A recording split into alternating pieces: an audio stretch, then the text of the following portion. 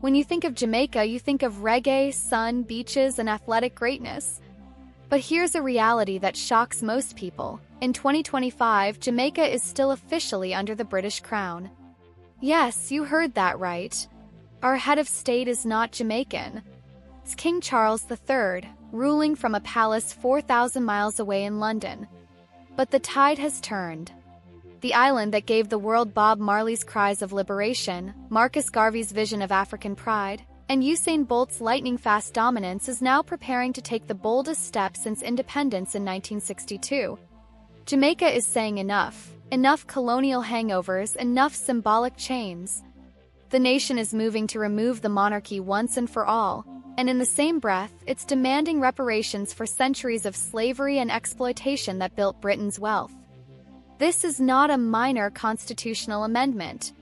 This is history unfolding in real time. It's about justice. It's about pride. It's about finishing the independence project that began over 60 years ago. Before we get into the full breakdown, hit that subscribe button, because today we're uncovering Jamaica's bold push to become a republic, the legal fight for reparations, and why this moment could spark a ripple effect across the Caribbean and beyond. To understand why this is more than politics, you have to go back. Way back. From the 1600s to the early 1800s, more than 2.5 million Africans were trafficked into the British Caribbean. Among the colonies, Jamaica became the jewel of Britain's empire.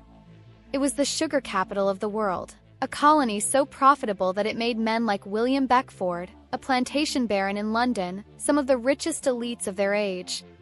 While they lived in luxury, enslaved Africans endured back-breaking labor under the whip, often worked to death before reaching 30. But here's where the injustice sharpens. In 1834, Britain abolished slavery. And instead of compensating the enslaved for generations of unpaid labor and suffering, Britain compensated the enslavers. Yes, the slave owners. They received what today would amount to billions of dollars. That money helped build British railroads, universities, and estates. And the enslaved? They received nothing but poverty, trauma, and scars. And it doesn't stop there. The loan Britain took out to pay slave owners was so massive that UK taxpayers only finished paying it off in 2015. That means Jamaicans alive today, descendants of the enslaved, were indirectly paying taxes that went to settle debts Britain incurred to compensate the very people who owned their ancestors. Let that sink in. Independence in 1962 didn't fully sever these chains either. Jamaica's constitution was drafted in London.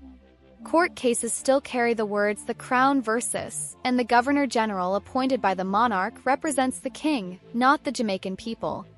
The symbolism is glaring. The final colonial shadow still looms over the island.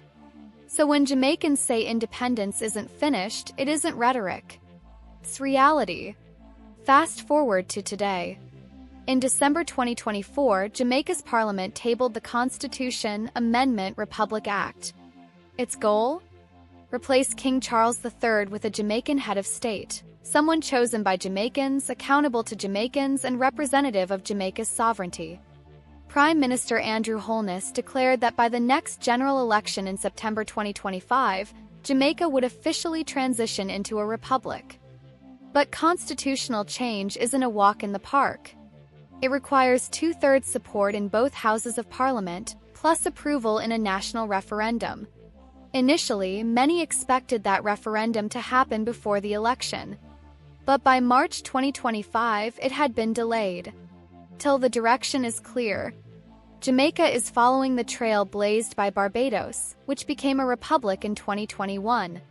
And just like Barbados, Jamaica's step isn't about abandoning the Commonwealth. India, South Africa, and Trinidad and Tobago are all republics that remain in the organization. It's about cutting the last symbolic tie to monarchy, a system rooted in slavery and empire. And here's the thing, this isn't just about paperwork. This is about dignity. It's about telling the next generation, we are no longer subjects of a monarch in London. We are citizens of a republic, owners of our destiny. But Jamaica isn't stopping at removing the monarch. It's also demanding reparations. And this is where the fight takes a global dimension. In June 2025, Culture Minister Olivia Grange submitted a petition directly to King Charles III. It asked him to refer 3 critical questions to the UK's Privy Council, Britain's highest constitutional court. Was the transatlantic slave trade lawful under international law at the time? Can those acts be considered crimes against humanity? Does the UK have an obligation to provide remedies, including reparations? These aren't random questions. They're carefully designed to build a legal case that could set a global precedent. The Privy Council rules that slavery was a crime demanding redress. It opens the door not only for Jamaica but for all nations scarred by slavery to claim reparations. And Jamaica isn't alone. Through CARICOM, 15 Caribbean nations have adopted a 10-point reparations plan. Calls for investment in healthcare, education, land reform, technology, psychological healing, and even repatriation for descendants who want to reconnect with Africa. This isn't about charity. It's about justice. Britain often says, "We regret slavery, but it's in the past." Jamaica's answer? Past is not dead. Its legacy is here in inequality, in poverty, in the intergenerational trauma that still shapes lives. Reparations are not handouts, they are repair. And if you listen closely, you'll hear that call rising from Jamaica's cultural voices. The legendary dub poet Mutabaruka once said, "Colonialism was just slavery by another name." Independence didn't erase it, it disguised it. That's why the push for reparations isn't nostalgia, it's unfinished business. When Queen Elizabeth II once brushed off reparations by saying slavery was legal at the time, Jamaicans bristled. 'Cause legality is not morality. Apartheid was once legal. Jim Crow segregation was once legal. The Holocaust was facilitated by laws. Does legality absolve responsibility? Of course not. So when Jamaicans march, write, and speak for reparations, they're asking, why should we mourn monarchs who oversaw centuries of suffering, while our ancestors died nameless in cane fields? Why should we celebrate a system that paid the enslavers and left the enslaved with nothing? The demand today is clear: real sovereignty, real repair, real justice. But this journey won't be smooth. First, the constitutional hurdles. Amending Jamaica's constitution is notoriously difficult. It requires not just political will but overwhelming support in both Parliament and the referendum. Unity will be key. Second, public education. Many Jamaicans still misunderstand what becoming a republic means. Some fear it means leaving the Commonwealth or losing ties to allies. In truth, dozens of republics remain Commonwealth members. Jamaica would simply join them while standing taller. Third, Britain's resistance. In February 2025, the UK's Foreign Secretary bluntly stated there would be no cash payments. Britain prefers to talk about partnerships and shared futures. But Jamaica's legal petition changes the game. This is no longer a polite diplomatic request. It's a claim rooted in international law. And that's why this fight is bigger than symbolism. It's about whether former empires can continue dodging accountability in the 21st century. Pause for a moment and think about the symbolism of what's happening. For more than 60 years, Jamaica has been independent on paper, yet the ultimate symbol of state authority has remained a monarch across the Atlantic. Every law is still technically proclaimed in the name of His Majesty. Every courtroom case still begins with the Crown versus. That contradiction is now being stripped away. And when you combine the Republic push with the reparations demand, you begin to see why this is not just a Jamaican story, it's a global one. Reparations are not about guilt money. They are about repairing centuries of harm that still shape the present. Imagine what reparations could mean in concrete terms. Schools could be properly funded, teaching true Caribbean history alongside math and science instead of leaving young people disconnected from their past. Hospitals could be modernized, tackling chronic diseases that trace back to centuries of plantation malnutrition and poverty. Land reform could empower families who have been landless since emancipation, giving them a foundation for generational wealth. Housing programs could lift entire communities out of poverty. Scholarships could connect Jamaican youth with opportunities in Africa, reconnecting a broken lineage. That's what reparations mean. Not handouts, not guilt relief, but structural repair, investments that undo the imbalance created when Britain siphoned wealth from the Caribbean for centuries. And here's why this matters for the world. If Jamaica forces Britain to reckon with its past, it sets an example, sends a signal to other former colonies in Africa, Asia, and the Pacific. If one domino falls, others will follow. Britain is watching nervously. For years, British leaders have avoided the R word. Apologies, yes. Regrets, yes. Even funding small cultural programs. But actual reparations? The British establishment sees that as opening the floodgates. Jamaica wins, then Nigeria could demand it. Kenya could demand it. India could demand it. Suddenly, Britain would be facing claims not in the billions but in the trillions. And it's not just Britain. Other former empires are paying attention: France, Portugal, Spain, the Netherlands. In 2022, the Dutch Prime Minister apologized for slavery and even announced a reparations fund, but critics called it too small. If Jamaica succeeds, it could pressure others to go beyond symbolic apologies and offer structural compensation. Meanwhile, Pan-Africanists across the continent are cheering. Leaders from Ghana to South Africa see Jamaica's stand as part of a larger movement to complete decolonization. Remember, Africa itself was carved up by European powers, often the same ones that enslaved Caribbean people. Jamaica's demand is a reminder: the debt of history has not been settled. And closer to home, the Caribbean is already stirring.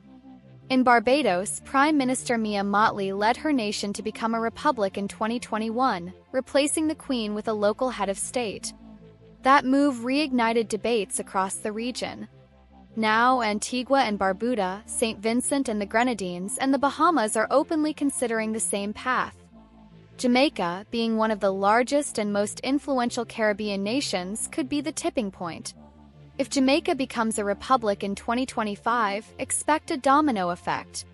Within a decade, the British monarchy's role in the Caribbean could shrink to a shadow of what it once was. And on reparations, the CARICOM Reparations Commission is already uniting the region's voice. 15 nations have agreed on a coordinated 10-point plan. It's not just Jamaica demanding redress, it's the entire Caribbean choir singing in unison. That collective front makes it harder for Britain to ignore. Culture is amplifying politics. Reggae, dancehall, and dub poetry are carrying the message of resistance and justice to the global stage. Bob Marley's lyrics, decades old, now sound prophetic. Emancipate yourselves from mental slavery. None but ourselves can free our minds. Artists, academics, and activists are demanding that Jamaica not only cut ties with the monarchy but also force Britain to reckon with its moral debt. Even younger generations, who never lived under colonial rule, are embracing the cause. Social media campaigns like #ReparationsNow and #JamaicaRepublic2025 are trending, connecting diaspora communities in the UK, US, and Canada with the struggle back home. This cultural energy matters. It builds pressure. It reminds leaders that this isn't just elite politics. It's the heartbeat of the Jamaican people. But let's not romanticize. The road ahead is full of challenges. Constitutional reform in Jamaica is notoriously slow. Political divisions could delay the republic push, especially if opposition parties sense an opportunity to weaken the government. The referendum requires not just turnout but overwhelming support. Low voter participation could stall momentum. On reparations, Britain has already drawn its line in the sand. In early 2025, the Foreign Secretary bluntly said there will be no cash payments. Britain prefers to talk about development partnerships. But Jamaica's legal case to the Privy Council forces the issue into a new arena.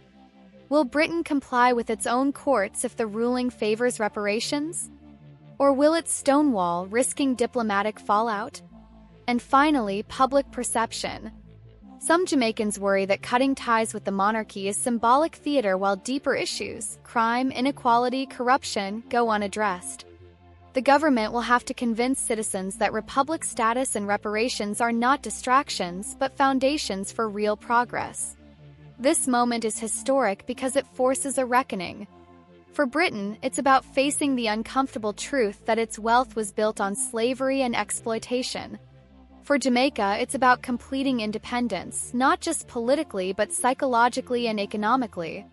For the world, it's about whether old empires can continue dodging accountability in the 21st century. Picture the headlines if Jamaica succeeds. Caribbean nation forces Britain to pay reparations. That single headline could inspire movements across Africa, Asia, and Latin America. Could change how we view justice in global history. But even if Britain resists, Jamaica's actions already matter. They are shifting the narrative. They are reminding the world that colonialism is not ancient history, it lives in the present. And by cutting ties with the monarchy, Jamaica sends a powerful message. We are no longer subjects. We are free people demanding dignity. So here we stand in 2025 watching history unfold. Jamaica is preparing to cut ties with the monarchy, to become a republic, and to demand reparations for slavery and colonialism. Path will not be easy. There will be resistance, setbacks, and fierce debate. But the direction is clear. The unfinished business of independence is finally being confronted. The world is watching. Britain is uneasy. Caribbean is awakening. And Jamaicans are ready. So let me ask you, should Britain finally pay reparations for slavery? Should Jamaica complete the journey by removing King Charles as head of state once and for all? Drop your thoughts in the comments below. And don't forget to like, share, and subscribe. Because this story isn't just history, it's happening right now. And you don't want to miss what comes next.